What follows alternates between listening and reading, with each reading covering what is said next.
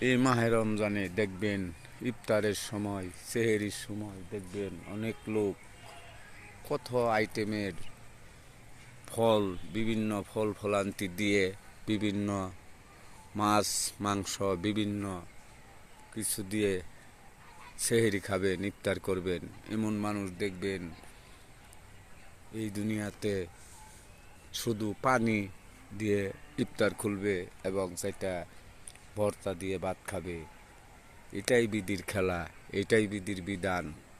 আসুন আমরা যারা যারা আপনারা দেশবাসী যারা প্রতাপশালী আছেন, যারা অর্থ আছে, তারা ইসলামের কাজে ধর্মীয় কাজে ব্যবহার করতে পারলেই আমাদের ধন আল্লাহ তাআলা আরও বাড়িয়ে দিবেন, কমবে না ইনশাল্লাহ। দান করলে কখনো কমে না, মানুষকে দান করলে কমে না, গরিবদের পাশে দাঁড়াইলে আল্লাহ তাআলা আরও ধন সম্পদ বাড়ায় দেয়। এটা আল্লাহ তাআলারই বিধান।